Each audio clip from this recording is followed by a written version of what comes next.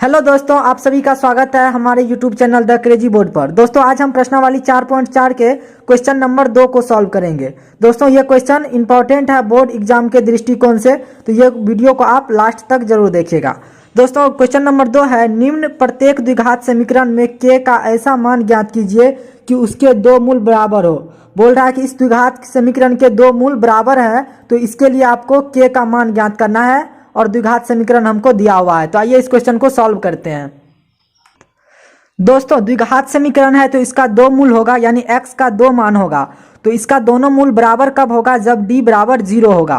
तो दोस्तों हम यहाँ पे लिखेंगे, चूंकि द्विघात समीकरण के दोनों मूल बराबर हैं, दोनों मूल बराबर है, इसीलिए क्या हो जाएगा? इसीलिए d बराबर 0 हो जाएगा, क्योंकि दोनों मूल बराबर उसी केस में होगा जब d बराबर 0 होगा। दोस्तों ये बात देखिए, आपके बुक में भी लिखा हुआ है, दो बराबर मूल अर्थात संपाती वास्तविक मूल होते हैं यदि b² माइनस 4ac बराबर 0 हो। यानी b² माइनस 4ac इसका मतलब क्या है? d बराबर यदि 0 होगा तभी उसका दोनों मूल बराबर होगा। तो यही हमको d बराबर 0 कर देना है। तो आइए इसको सॉल्व करते हैं। तो यहाँ पर d बराबर हम 0 कर दिए, तो d बराबर क्या होता है? b² minus 4ac, b² minus 4ac बराबर क्या हो जाएगा? 0। अब यहाँ पर जो है इस समीकरण में 2x² प्लस kx प्लस 3 बराबर 0, इसमें बताइए a बराबर क्या हो जाएगा? a बराबर हो जाएगा 2, b बराबर क्या हो जाएगा? b बराबर हो जाएगा k, और c बराबर क्या हो जाएगा? c बराबर हो जाएगा 3। तो आइए इसको और आगे सॉल्व करते हैं।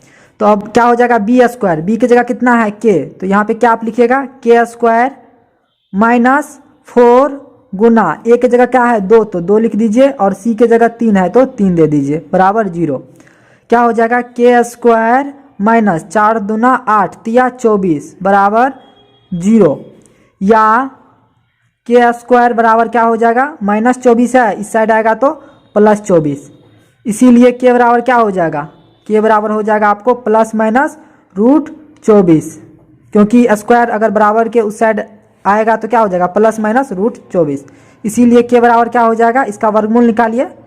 24 का वर्गमूल क्या हो जाएगा? तो इसको आप लिख सकते हैं 2 दूना 4 तिया 12 दूना 24, यानी 2 दूना 4 दूना 8 तिया 24, यहाँ पर 3 दे दीजिए। क्या होगा? 2 गुना 2, उसके बाद 2 गुना 3, तो 2 गुना 2 में से यानी पेयर में से एक बाहर आ जाएगा और अंदर में क्या बच जाएगा? 2 गुना 3 यानी 6, यानी 2√6 इसका वर्गमूल हो। तो √24 का वर्गमूल क्या होगा? 2√6। तो k का मान भी क्या हो जाएगा? प्लस माइनस 2√6, यही इसका आंसर हो जाएगा।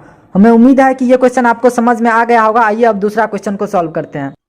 दोस्तों दूसरा क्वेश्चन है kx into x minus 2 plus 6 बराबर 0। तो आइए इसको सॉल्व करते हैं। सबसे पहले इसको आप एक लाइन और सॉल्व कर लीजिए। अब kx से x को गुना कीजिएगा तो क्या हो जाएगा? kx² माइनस फिर kx को अगर 2 से गुना कीजिएगा तो क्या हो जाएगा? 2kx प्लस 6 बराबर 0। अब इसमें बताइए a बराबर क्या हो जाएगा?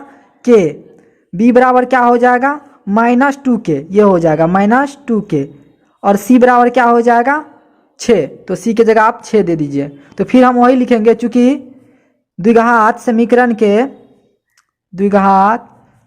समीकरण के दोनों मूल बराबर हैं, दोनों मूल बराबर है, इसीलिए d बराबर क्या हो जाएगा? इसीलिए d बराबर हो जाएगा 0। और आप फॉर्मूला से d बराबर जानते होंगे, क्या होता है? d बराबर होता है b² माइनस 4ac बराबर 0। अब यहाँ से आप फटाक से बताइए b क्या है? b है माइनस 2k, तो b के जगह लिख दीजिए माइनस 2k, इसका स्क्वायर है तो स्क्वायर कर दीजिए। उसके बाद माइनस 4, a का मान कितना है? a का मान है k, तो k दे दीजिए। और c का मान कितना है? c का मान है आपको 6, तो 6 दे दीजिए, बराबर 0। अब माइनस 2k का अगर स्क्वायर कीजिएगा तो क्या हो जाएगा? 4k² माइनस 6 के 24k बराबर 0। अब इसमें से आप क्या कर सकते हैं? 4k कॉमन ले सकते हैं। अगर 4k अगर आप कॉमन ले लीजिएगा तो यहाँ पे क्या हो जाएगा?